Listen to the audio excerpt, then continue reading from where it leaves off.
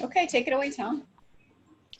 Okay, welcome everyone. We have a really interesting format today. We're going to bring patients to you with scoliosis. They each have their own individual story.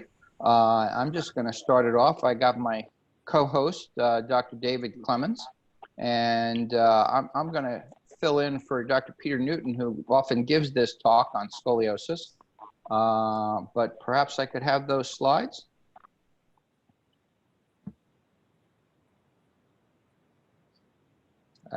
David and I and our speakers today, Emma, Alyssa, Charlie, Katie, and Max. Hey, Max is dressed much better than we are. Yeah. Can we advance that? Do I have to ask you to advance, or is there a way for me to advance that?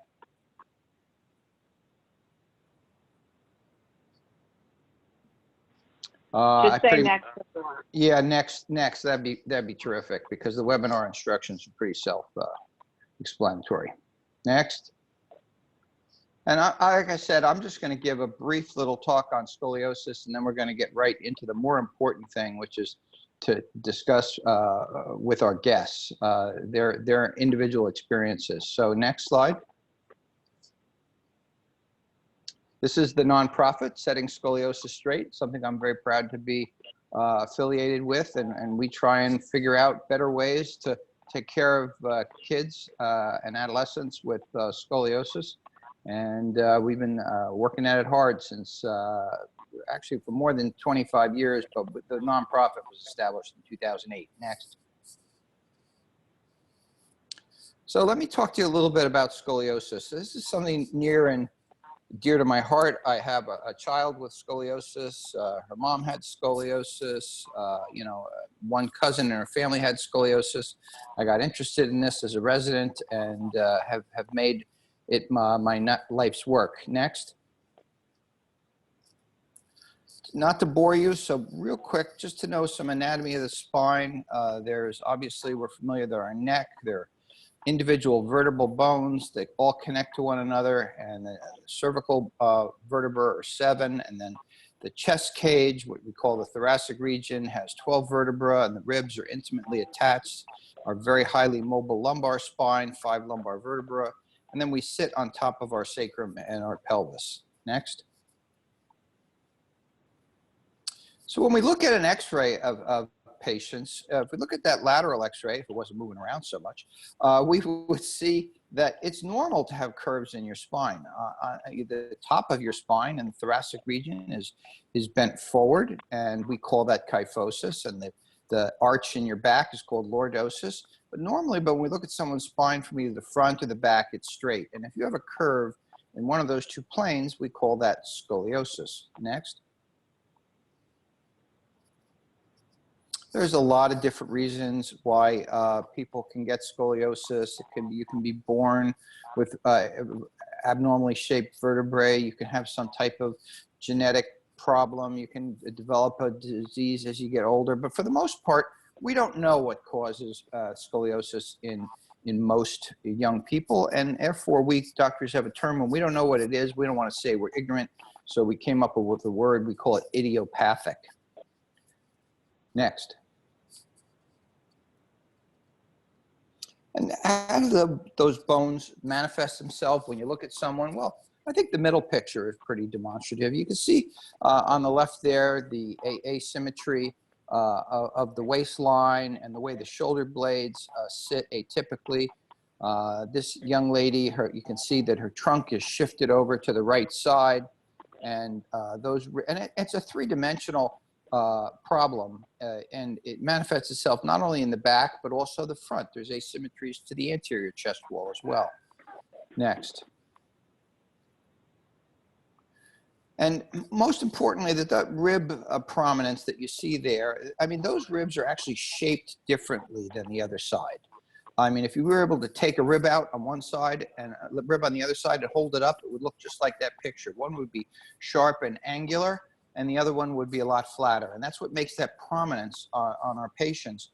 And actually, one of the benefits of bracing is that it kind of molds those ribs so that they grow straighter. So even if you have the same curve, your ribs are flatter and they may look better. Next. So why are we concerned about scoliosis? Well, for most people, it can be just a slight inconvenience. But if we let it go unchecked, the heart and the lungs are intimately connected in your chest, and the heart has to pump the blood into the lungs. And if your lungs are constricted because the heart, I should say, because the chest wall is very misshapen, then that puts pressure back on the pump, and then a pump can start to fail early on, and it really affects a person's longevity and their quality of life. Minimal scoliosis really never going to do that. It's only the curves that get up into that 85, 90 degree range, which we rarely let happen anymore, that this becomes a problem. Next slide. And it's not totally uncommon. About 3 kids in 100 will have some type of mild curve. It usually occurs right around when they hit that growth spurt, when all of a sudden, you know, your uncle or aunt says, wow, didn't you grow up this year? Well, that's also when scoliosis tends to manifest itself. Next. And it's probably, as we said, for these mild curves, there's only about 3 in 100. But the curves that we're really most concerned about that sometimes need to be fixed or managed is more in the order of only 1 in 1,000. And those are much more frequent in females than males. Next. And there's others, I said earlier, there's other things that can cause scoliosis. But, you know, for the most part, we don't know what caused it in this particular individual, and therefore we call it idiopathic. Next. So, David, I'm going to bring you in to be a moderator and see if there's any questions about what we have, or we can move right into our first patient speaker. Any questions for Dr. Errico from the audience? I'll ask her a question while they're thinking about that. So, Tom, how severe does scoliosis have to be for you to pick it up just looking at the patient's back? Well, I never cease to be amazed. I mean, often pediatricians are trained to do what we call a forward bend test, and they often have a very good idea and can pick up small asymmetries. So 10 degrees or less, oftentimes a pediatrician with a trained eye can pick it up. If it's left to the parents who are just sort of watching their kid walk around, it's often, you know, 25 or 30 degrees before a parent will pick it up. Frequently it's in the summertime when they're wearing a bathing suit, or when they bent over to pick something up, and then they sort of do their own forward bend test and it gets noticed. But let me tell you, if you're a teenager wearing loose clothes and hiding from your parents as much as possible, they may never see it. What's typically the most obvious cue that you might have scoliosis when you look at someone? Well, I think the patient's first clue is when they look in the mirror and they see some waist asymmetry, and they say, why is my waist straight on one side and indented on the other side? When people from the back, someone else would have to notice that perhaps one shoulder blade is more prominent, or sometimes it's picked up because they see that one shoulder is slightly higher than the other. Sometimes in a little more advanced, the pelvic, they see that the top of the pelvis is a little longer on one side, and they may think that there's a problem with the leg lengths, but so there's a lot of different ways it gets picked up. Any other questions from the group? Okay, I think we can go on, Tom. Okay. Can we have our first speaker? Are we going to go to, is M on the phone, online? I'm here. Good, M. You're going to talk to us a little bit about the diagnosis of scoliosis. Hi, everyone. For those of you that don't know me, my name is Emma Ruda, and I'm now a fashion model in New York. I'm 20 years old now, but I was diagnosed when I was 15 with scoliosis. And I just wanted to talk a little bit about my personal experience. You can press the next slide if you like. So when I was diagnosed, I found it at a regular doctor's checkup. Next slide, please. Thank you. I found out at a regular doctor's checkup. I was bent over, my doctor felt my spine, and I just remembered her saying, "Oh no, you have scoliosis." And at the time, I didn't even know what scoliosis was. I'd never heard of it. I didn't really know how to feel. Once I did a little bit of research, I was kind of scared because the internet is full of, all kinds of answers. You're really overwhelmed. Then going to school later on as a young adult, you feel alone, like ashamed. Nobody knows how you feel, sort of isolated and nervous, especially because in my case, my curves were so severe that it had to be operated on right away. Well, I had to wait a year, but still there was no brace or physiotherapy in the meantime. So it seemed very extreme from nothing to me. Next slide, please. Looks like we're having trouble advancing these slides. I'll work on it, Emma, and Okay. you'll just wing it. Okay. So I do know what I want to talk to you guys a bit about anyways. So before I get into post-surgery tricks and tips, I do want to tell you what you can do pre-surgery. In my case, for example, as I said, I had to wait 1 year for the surgery to be operated on just because I did it at Sick Kids Hospital where people fly in from all around the world. So it's a super long wait time. But in between, I did things like swimming and yoga just to sort of relax my muscles and alleviate some of that pain that I was experiencing. And also to strengthen my core and my back to really sort of hold myself up while I could.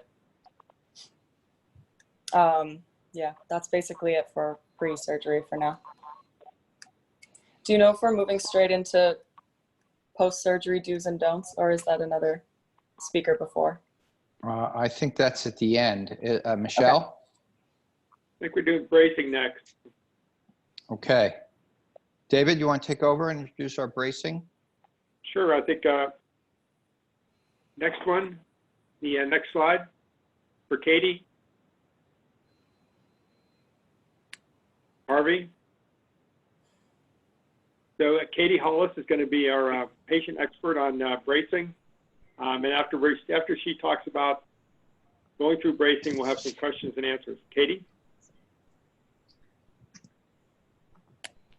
Hello, can y'all hear me okay? Mm-hmm. Yes. Yeah. Okay, perfect.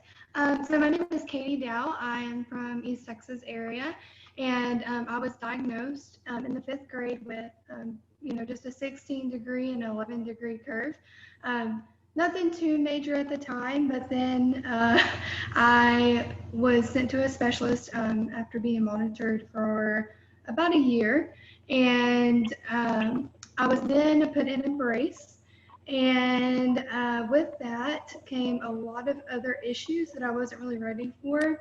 And before I say any more, let me just say that whatever I say is my story and what my doctors told me. And so that's going to be totally different for you. I'm not a doctor.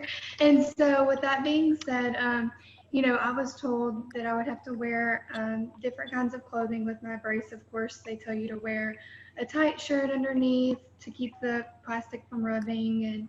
And I saw this brace and I thought, oh my goodness, how am I going to wear this big thing all the time? It was very intimidating, especially being in school and having to explain to my classmates and friends why I was wearing that brace. And, me at that time didn't know if it would help or if it wouldn't help. And so it messed with my confidence a little bit, but in the long run, I did have to have surgery. But my experience with bracing was just to, I look back and if I could tell any kid going through the bracing process is to have confidence and, own that brace because yes, you are a scoliosis patient, but you're wearing that brace and you can tell everyone else about what scoliosis is. And just to move on real quick, I am running for Mrs. Texas, and so I am so honored to have the platform to talk about scoliosis. And part of my thing is to educate people and talk to kids like you or parents that have questions. So if you have any questions for me about any part of my journey, I will be happy to answer those. And so I'm going to pass it on to the next person. Okay. Katie, while we're waiting for them to come up with some questions, I'll maybe you and I can discuss a little bit. So how hard was it to tell your friends that you had to wear a brace and why you had to wear a brace? It was complicated because at that age I really didn't understand what scoliosis was, and so after a couple of times I nailed it down to my spine is crooked and I'm supposed to wear this all the time to make my spine straight. And so eventually my friends thought it was cool. Like they were like, oh, that's awesome. So I did have a cheetah print brace, so it was a little fashion, had a little fashion to it, but yeah, so. After you told your friends, did you feel better about it, or was it harder that they knew? It was a little easier, but there were days that I wanted to be a normal child. But after my friends understood what was going on, I felt like it did make me feel a lot better. You think they were supportive, or was it sometimes difficult? I mean, of course, there's kids that are always going to say mean things, even if you do not have a brace on. So obviously that was still an issue. But for the most part, my teachers and everyone completely supported me. And how many hours a day do you think you wore the brace? I was required to wear my brace. I only had 2 hours without my brace a day. So night and from the time I woke up. Yeah. That was pretty strict. It must have been tough some actually, days. yes, sir. My curves progressed very quickly, so I actually do not recall the curves right before I started wearing the brace, but they increased dramatically. Do you think it's helpful to talk to other kids who have braces? Do you think that's a good strategy for trying to deal with it? Absolutely. I would have done anything to have the Studying Scoliosis Straight Foundation when I was going. I mean, if I would have known that there was something out there to help me walk through that journey and just talk to someone that has been through it would mean the world, because, although our parents and friends and family are there to comfort us, there's nothing like speaking to someone that has been through it. So it sounds like you were able to adapt to it, which says a lot about you and also about your support. Any other questions from the group for Katie? She's an amazing resource for this. Okay, no more questions, Tom. You want to go on to Charlie? Have the next slide. Okay, Charlie, can we talk to us a little bit about surgery? Hi, guys. I'll start by introducing myself. My name is Charlie Fraser. I am Indigenous Australian, but I currently live in New York. Just like Em, we both model. My slides are a little bit slow, so it takes a little while to catch up. But so I was about 14 when I learned about my scoliosis, and I actually was the one who found my scoliosis. I didn't know what was going on. I was just lying flat in bed one day, and I looked down, and one of my rib cages was sticking out, and it really concerned me. I was kind of a bit terrified. I didn't know what was going on. I was a bit scared. So we went to the doctor, and my doctor diagnosed me with scoliosis. However, at the time when he diagnosed me, I'm not quite sure what my curve was, but I'm assuming that it didn't seem as bad because he didn't suggest a brace and he didn't suggest surgery. He told me more or less to do exercise. He said swimming was really good and yoga and Pilates. So I was actually really unaware that surgery was a possibility. And I was aware of a brace, but he didn't suggest that I wear one at that time. So I actually discovered that surgery was a thing in about, what was it, like 2014 when I was 16. 16 or 18? 18. No, I was 18. And the reason that I discovered it was because I just recently started modeling, and I was doing a show with another model, and she had had the surgery, and she saw my scoliosis. And she said, "Hey, do you have scoliosis?" And I was like, "Yeah." And she's like, "Oh, I did too. I had surgery." And I was kind of a bit taken back, and I was like, "What? You had surgery? You can do that?" So from that point on, I had really set my mind on having surgery. It was something that I really, really wanted, that I felt like I needed. I did suffer with a lot of back pain, and I know there isn't actually any research that kind of defines that there is a link to back pain and scoliosis. We haven't kind of discovered that yet, but I was getting a lot of back pain, and my scoliosis, I think, had worsened over the years. So when I found out that surgery was a possibility, I really, really wanted it. And then I actually ended up getting my surgery done it was only a few years ago, 2016. So 4 years ago, I was 20 years old. So I wasn't really young. Well, I was young, but I wasn't an adolescent. And I'm happy to say that my back pain has pretty much completely disappeared. So I don't really get back pain at all anymore. And I had an extremely positive surgery and recovery experience. Good. Charlie, can I ask you, you know, as a physician, I sometimes wonder whether I'm scaring a young child by mentioning that they have a condition that, if all else fails, may need a surgery. Other times I mention it in the light of, listen, the worst thing you can have is a condition where the doctors say there's nothing can be done. And if all else fails and you continue to progress, there is an operation. So how does a physician handle that balance? I'm a little distressed that you were totally, you know, in the woods about this. I would think that a nurse or a doctor would have sort of clued you in a little bit. Yeah, like I'm not entirely sure, I guess, why he didn't suggest those options at the time. I guess he felt as though it wasn't that bad. But, you know, I guess, yeah, speaking to an adolescent about having a condition such as this, I feel as though it would be scary to think that this would be the rest of my life, especially because I was in pain. So I think that would have distressed me more than knowing there was options, that I had options. And I think knowing that you have options, you then have a mindset, you know, you then feel like you have a choice, or you can be like, okay, this is what I want, or no, like I'm either too scared for that or not ready for that. And some people unfortunately deal with pain or whatever they're going through, but they have an option. I feel as though it would be really scary to think that like I would have to live out my life like this, and also with it possibly increasing and getting worse over time.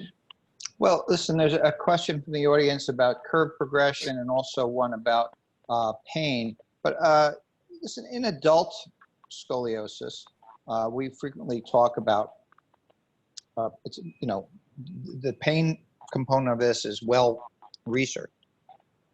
I think we downplay it a little bit in adolescence because adolescents don't have that much pain. But if you closely ask pretty much any child, they often have a little discomfort over the area of the curve. And as you get into your late teen years, that can become painful. You know, I'm not looking at your x-rays, but I would not be surprised that you had pain, nor would I be surprised that your pain got better when the surgery was done. Yeah, pain is not the predominant. As a matter of fact, sometimes it's hard for parents to understand why anything needs to be treated because they have no pain. Well, for the most part, it's not a painful condition. And then, Dave, there was a question here I'd like to get your opinion. Can a curve increase after surgery once the patient is fully grown? Want to field that one, David? Sure. So it's unlikely that it's going to progress in the area where the surgery was. In other words, if you've had fusion surgery and the fusion surgery heals, it's very unlikely that that will ever change. However, the part of the spine that's not fused can sometimes bend more, especially as we get older, we start to get some wear and tear arthritis in our back. Your lower back below your fusion can sometimes develop a curve that wasn't there before, not because of the fusion, but because you're just getting wear and tear arthritis in your back. And people get that sort of curve even if they don't have a spinal fusion. So yeah, outside the fusion, it can. It's not a big problem. I wouldn't, be overly worried about it, especially at your age. Here's another question. Charlie, I guess this is for you. How did you feel about having such an extreme surgery, so to speak? Well, this is what's so different about my story compared to so many other stories that I've heard, and that's why I feel really, that's why I feel like I really need to share about my experience, because I had an extremely positive experience with my scoliosis journey, my surgery, and my recovery. And I feel like lots of people don't have that. And I feel like it had a lot to do with how my mind was set on having surgery. So when I found out that surgery was an option, it was something that I really wanted. And so by the time surgery came around, I was excited to get it. I wasn't scared at all. Really excited. And there's a lot of factors that fall into that, which I'll talk about on my next slide. But I was actually really, really excited to have my surgery. So I hope I can excite others to have surgery and to feel more comfortable with it if that's the path they want to take. Do you have a next slide? I do. I think it might be further down though. Okay. Well, I think we'll get to it later on. David, you want to take over and introduce our next speaker? I think it's still Charlie. Oh, you think so? Okay. Here. Yeah, here we go. There's a question, Tom, I want to turn back to you, and that's a family wants to know if your curve is between 40 and 50, and you've been bracing, are you always going to end up needing surgery if your curve is between 40 and 50, or can you live your whole life with your curve between 40 and 50? So, that's a tough question because it's in the gray zone. 40 and 50, we often, David, we as physicians, we argue about what's the right thing to do. Listen, I have a daughter with scoliosis. She's now 28 years old. She was in a brace for 3 years, and at conclusion of her treatment, she had a 43-degree curve. And she and her doctor, not me, decided that that was something that they would just watch, and she's kept herself in good shape, and she does what Charlie suggests. She does yoga and some core exercises, and it's not a problem for her. I've had other people come back and were told that they had a 45-degree curve and not to worry, and then they're in their last year of college and they've been living with thoracic pain for increasing with activity, and they opt for surgery. So 40 to 50 is a gray zone. It's sort of a dealer's choice. Patient and family need to discuss with the doctor what to do. There's no right or wrong answer. I have a question for you, Charlie, before you get into your surgical discussion. When you were looking forward to the surgery, what result of the surgery were you most excited about or most concerned with? Was it,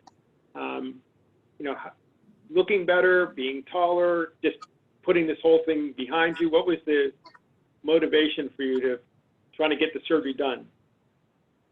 I think for me, because I was young when I found it, and being that I'm in an industry that is very focused on image, I think for me, getting the surgery, I had this idea in my head that I was like, oh my God, I'm gonna look normal. Like I'm gonna look like, I see these beautiful girls and they have like really beautiful spines and really beautiful backs. And I'm kind of obsessed with like how beautiful like a back looks. And I was like, I just want my back to look like nicer. And just, I wanted to not feel as much pain. And I was really excited for that. I was really excited to come out and to feel a bit more normal and to have less pain, I think, is what I'd had preconceived in my mind. So going back to Katie for a minute with the bracing, what motivated you to be able to wear the brace so many hours a day when it was obviously it's not easy to do.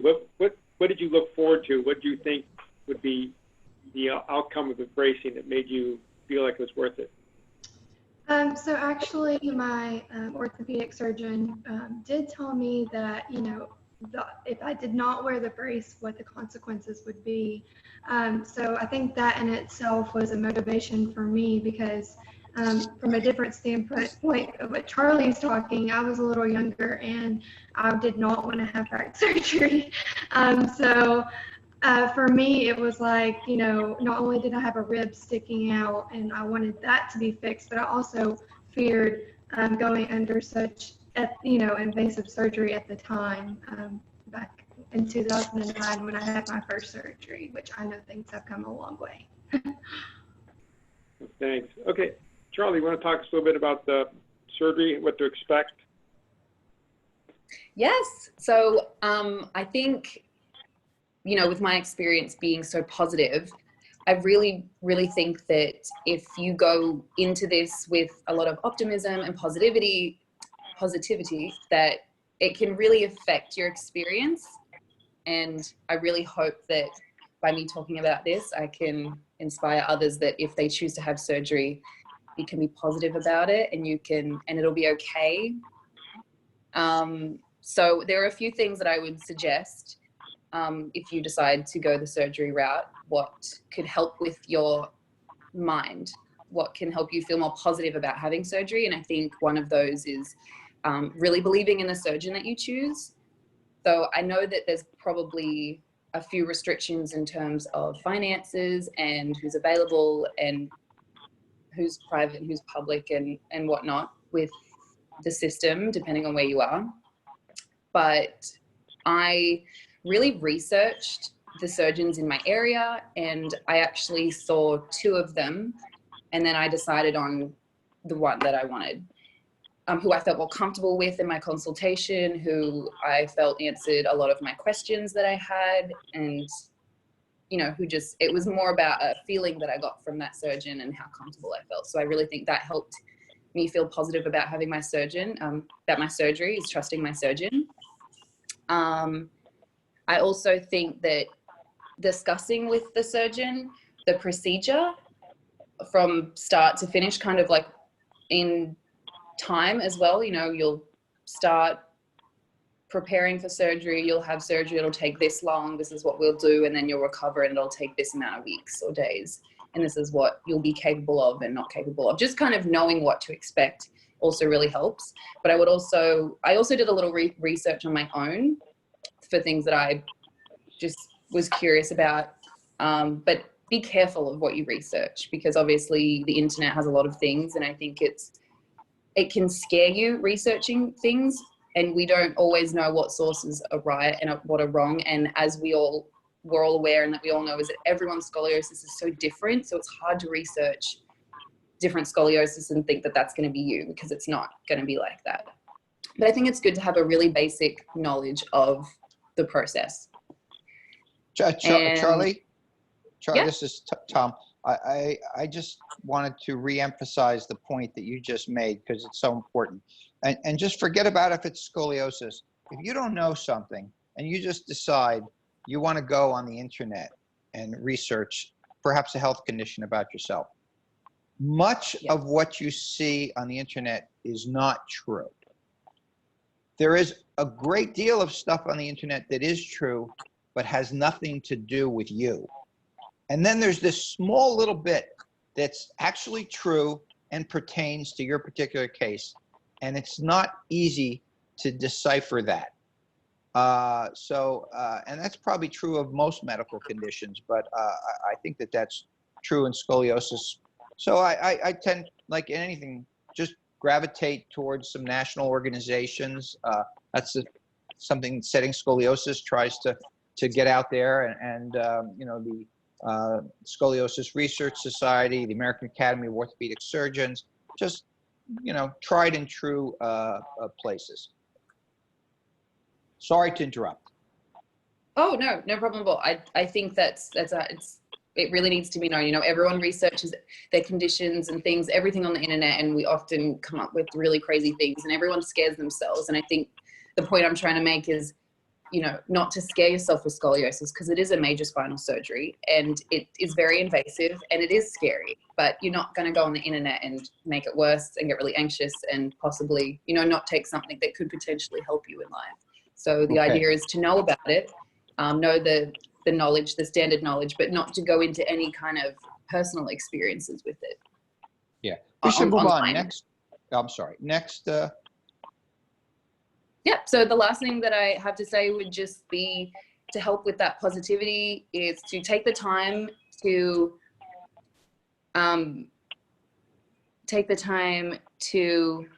like allow yourself to process the decision that you've made, because I think that's, you know, a really important thing. That's how I process things. It's probably different for everyone else, but to really allow myself to process what the decision I've made and how it makes me feel. So like deciding that I wanted surgery, I was excited about that, and I let myself be excited about that. Now I know most people would be nervous about it, but if you're nervous about it, it's okay to be nervous about it. It's a big surgery, and I think that's very normal.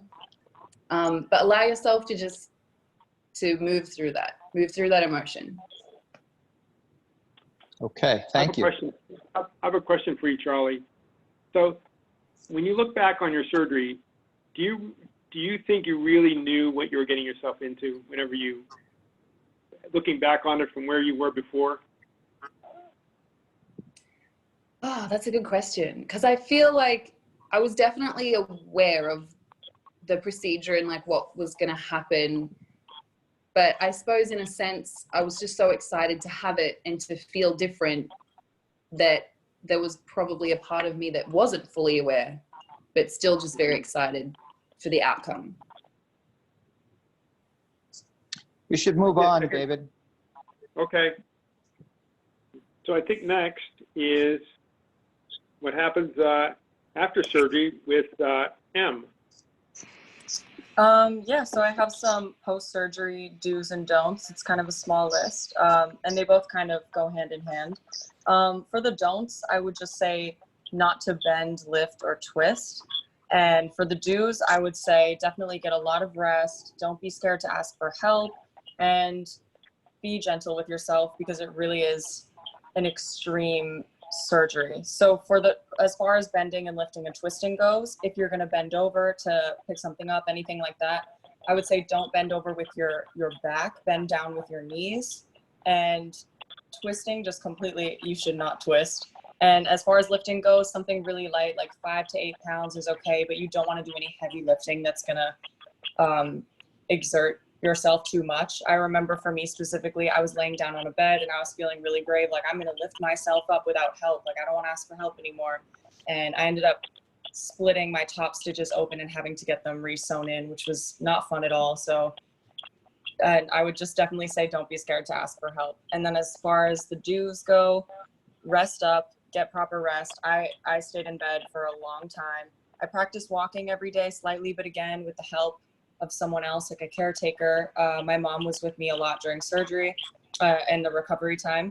So she would help me do simple things like if I needed to shower, she would help me with, you know, areas that I can't really reach or things like that. Going up and down the stairs, I had a lot of stairs in my house, so it was difficult for me to just go up and down every time I needed something. I would have a friend come over and you know, come hang out and help me grab little things like that. So just be gentle with yourself too, because don't be hard on yourself. I would say, like, our body is very, it does everything for us, you know, and just don't be hard on it, because it is going to take some time to recover. As far as the recovery timing goes, I would say I was really motivated to get back on my feet quickly. Like I was in school at the time. I wanted to get back to school, so I got a little rolling bag and would use the elevator, things like that. But again, don't overexert yourself. It takes time. I got back to my regular activities like swimming and sports about 3 to 6 months after. I would say to give your body like a really good resting period. And yeah, the motion definitely that you have will be, I don't want to say restricted, but definitely different. Like I do things now the way I bend over to pick something up or move around, or I don't feel restricted at all. I just move in a different way. And it's not even something that I really notice anymore. Yeah, and I would also just say listen to your doctor's instructions, because your surgeon will definitely give you properly detailed instructions as soon as you leave surgery, because again, everyone's experience is different. So I would just say if there are any specific instructions they give you, to follow those as well. So, there's a question from the audience. How long after that surgery did you feel really washed out or tired or beat up? How long did it take you to feel like you had your normal energy back? I would say about a week. You know, some people are more, some people are less. I just remember for like about a week, maybe a week and a half, I just felt super tired, no energy. Like you said, my body went through something traumatic, needed its rest. I stayed in bed or on the couch a lot and just tried to sleep it off and let my body heal. But my energy did come back not too long after. Did you lose a lot of weight after the surgery? Yeah, I did, because, you know, in the hospital, they don't want you to, right before, if I believe, I forget how many hours, maybe just one day before, you're not supposed to eat, something like that. So your stomach starts to get smaller and smaller. And I remember being in the hospital for a week as well. And they would try to feed me something really small, like applesauce, and I would just throw it up immediately. So, you know, it is hard to eat, but eventually you gain your appetite back as your body rests and you sort of come back to yourself. Hey, Tom, what do you advise to your patients? How long do you tell them to wait before they start doing things like walking or swimming after surgery? Well, when I was in the hospital, the hospital that I was at, they had these little like 5-step stairs that you can go up and down, and the doctor, the nurse came with me and helped practice. You know, there's handles, they teach you like how to sit up, how to walk again, just so, you know, my body, for example, I would sit very tilted. So then when they did correct me, I was straight, but I felt really tilted to the other way because it's such a shift. So, you know, you have to sort of practice doing everyday things again because your body feels sort of out of itself. But when I came home, I would walk around. You practice doing laps in the hospital, things like that. And yeah, what was the second part of the question? Sorry. Well, no, he mentioned swimming, which is such a great exercise, but it's a fair amount of twisting. So I usually ask them to wait about 3 months. Yeah, I waited like about 3 to 6 months for sure. I waited actually 6 months, I think, just to be really careful with myself. But I did do a lot of swimming and yoga, as I said before, pre-surgery, just to really strengthen my muscles and alleviate some of that pain. Okay. See if we have any other questions for Em. I think, all right, I think we're going to move on to our next speaker, Alyssa, who's going to talk to us about some more about things to expect after surgery and how quickly you can get back to certain activities. Alyssa? Hi, everyone. So I am a dancer. I started dancing when I was 3 years old. I continued on through high school, college, and now I dance recreationally. But I was diagnosed with scoliosis my sophomore year of high school, and I had a spinal fusion my sophomore year of college. So I am fused from my 4th thoracic vertebrae to my 3rd lumbar. And after my fusion, I felt like everything totally changed. My range of motion was different, my flexibility was different, and my stamina was much lower. So this is my timeline. Again, this is my personal experience with returning to activities, and it's not going to be the same for everyone. But by 3 months, I was cleared to bend, lift, and twist, but only really light objects. I was also able to sleep laying down. I started driving again, and I returned to school. So there was a lot happening within the first 3 months. By 6 months, I was cleared to return to dance, and this is when I decided to increase my daily activities. Because I didn't receive any physical therapy, I was left to my own devices. So my increase in daily activities looked more like carrying 2 bags of groceries up the stairs instead of just 1, or having a roommate help me. By 1 year post-op, I decided that I wanted to focus on my stamina and strength. So I started taking different workout classes. I tried cycling and weightlifting for women, which really helped. By 2 years post-op, I decided to stretch more intensely. So I relied on some of the things that I had learned from dance, just to focus on my flexibility. My shoulders and my hips were realigned, so I had to learn how to navigate my body, essentially. And then at 3 years post-op, I started dancing again. I finally felt comfortable and like, I can do this. And so since then, I've just been exploring my range of motion. But my pain has also changed from my initial pain post-op to what it is now. So in the beginning, I had a lot of widespread pain and numbness. It was really hard for me to just lift my arms to get dressed on my own. I couldn't bend over. By 6 months, I was still experiencing a lot of fatigue. So walking to and from class wiped me out. But by 2 years, my pain really reduced. I would just get shooting pains the more active that I was.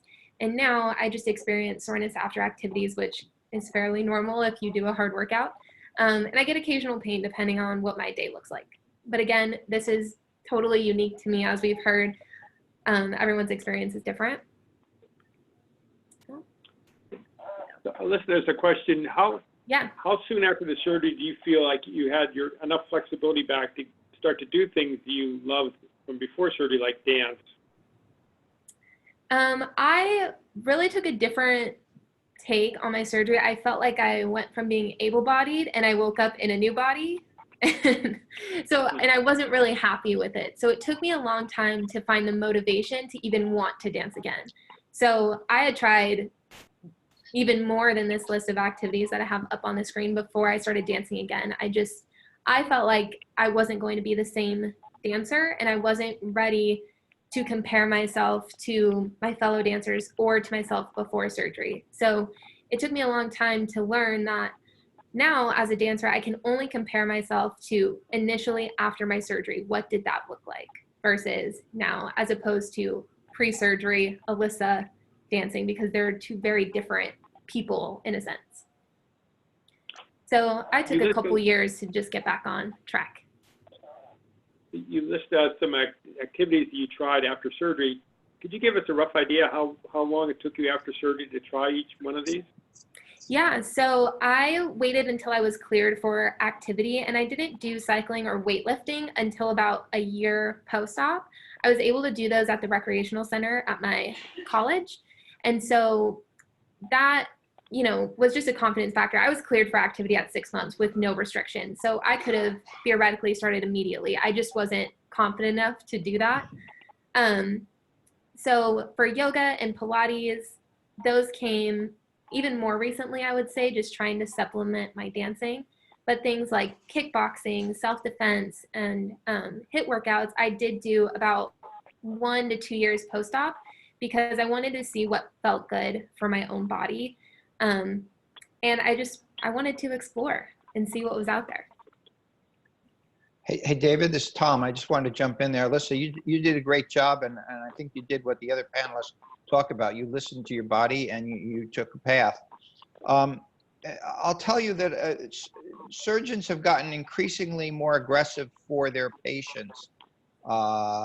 Listen, years and years ago, you were in bed in a body cast for 6 months after this surgery.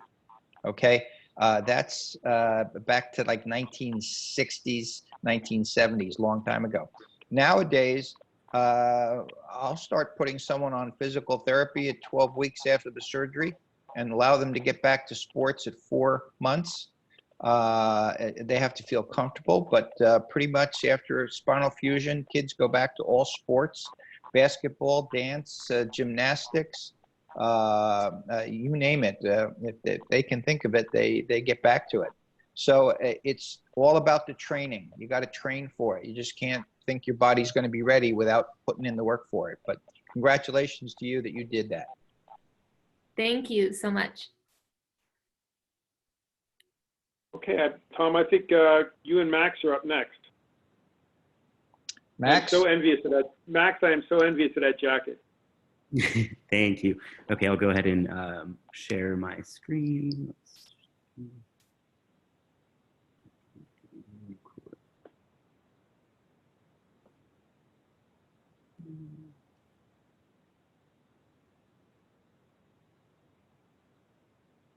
Oh, no, I didn't mean to do that.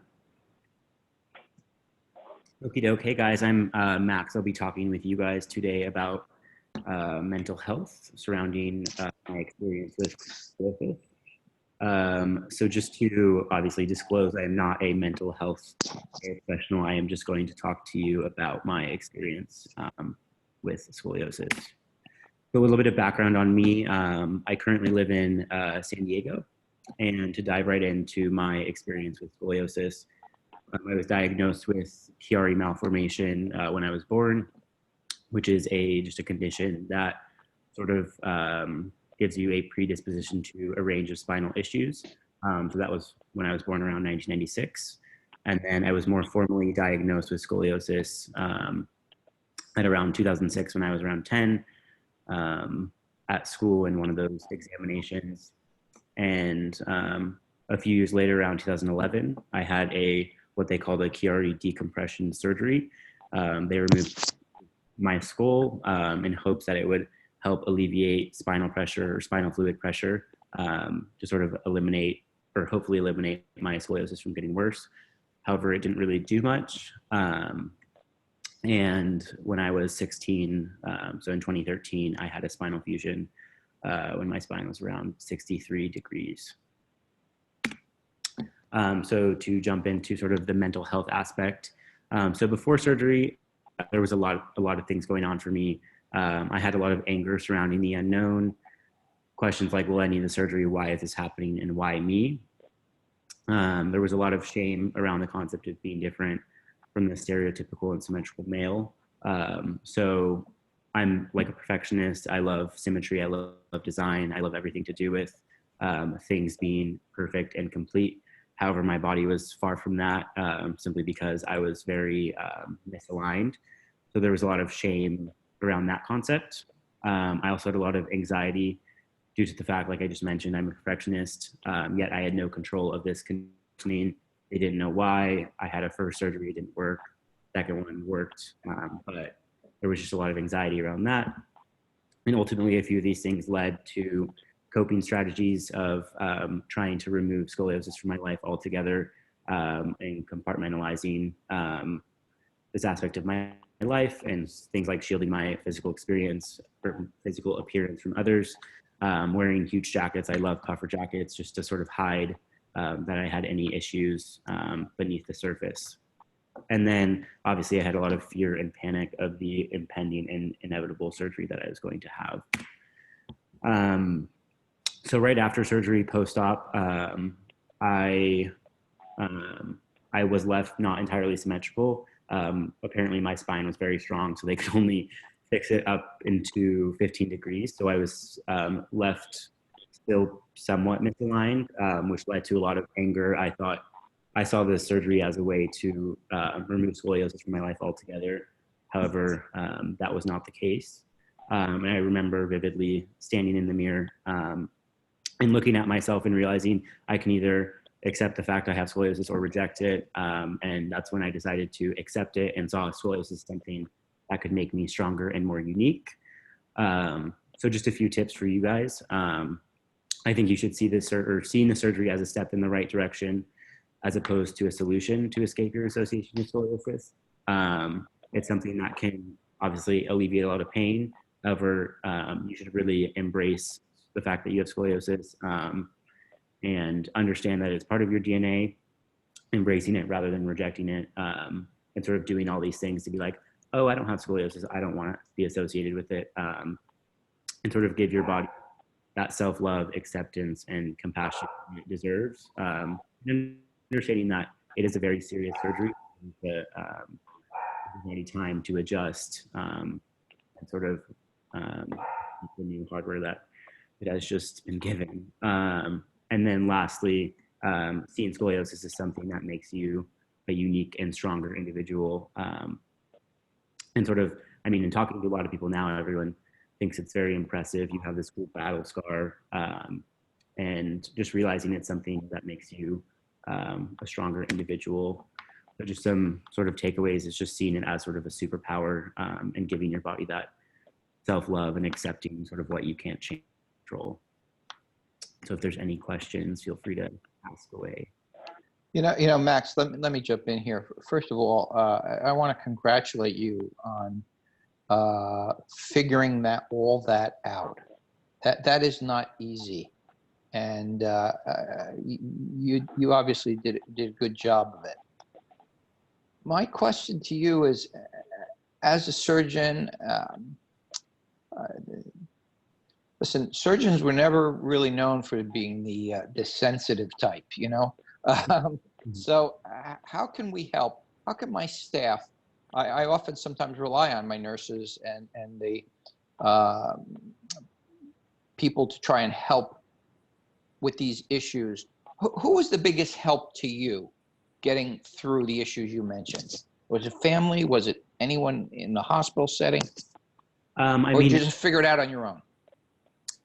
I think it was a few different things. I mean, my nurse at Children's Hospital was Amy Kager, and she was great, I guess, during and sort of right after surgery.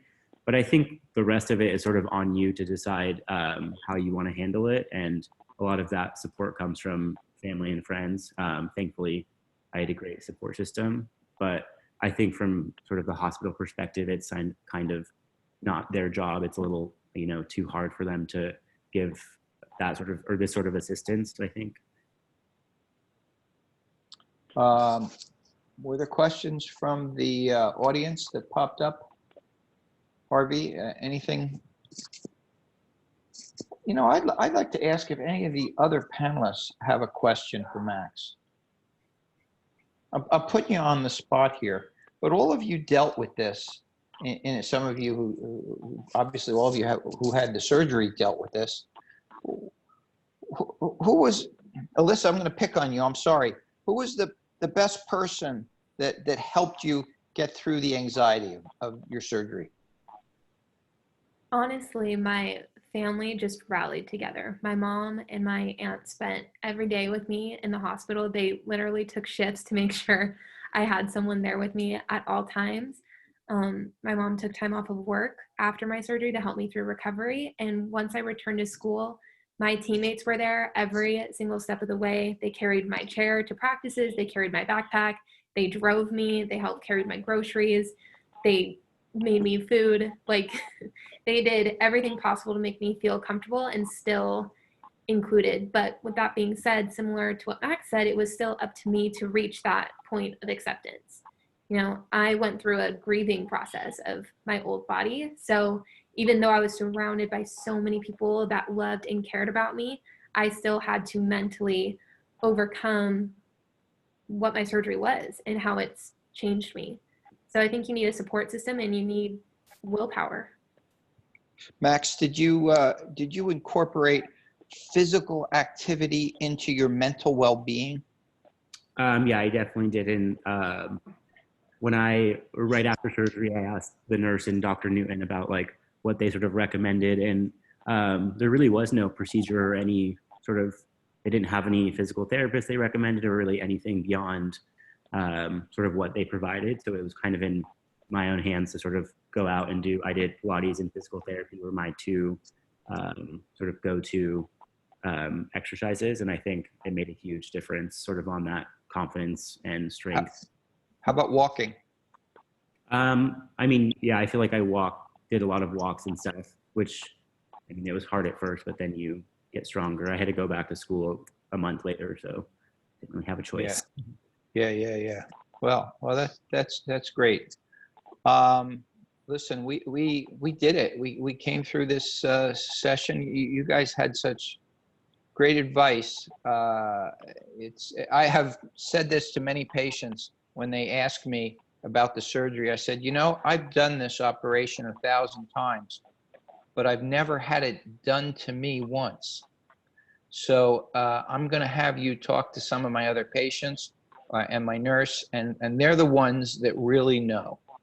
And all of you are evidence of that today. And I can't thank you enough for setting scoliosis straight. You're our target group. You're the people that we work towards improving your care month to month, year to year going forward. So a word from our sponsor. Anyone who's moved by our presentation today that wants to make a donation can go to our website. And I give gratitude to everyone who participated and everyone who took the time to listen. And I'll tell our sponsors that this is great and we need to do more of these. So thank you so much. And first, I'd like to also thank our fabulous panelists, Em and Katie, Charlie, Alyssa, Mac, and they really were extremely eloquent in being able to discuss what they went through. And I think you're a huge asset for us in terms of education. We're going to do another one of these in October, and I'd recommend that you look at the Setting Scoliosis Straight website, the update, and when those webinars are going to come up in October. And I apologize if we didn't get to everybody's questions. There were so many questions that came up. We tried to maybe synthesize some of them together, but there's more chances in the future if you didn't get your question answered. Thanks again to everybody participating, and thanks to the panelists. Thank you. Thank Good night. you. Thanks, everyone. Bye. Bye. Thank you all. Bye. Goodbye. Thank you. Thanks, guys.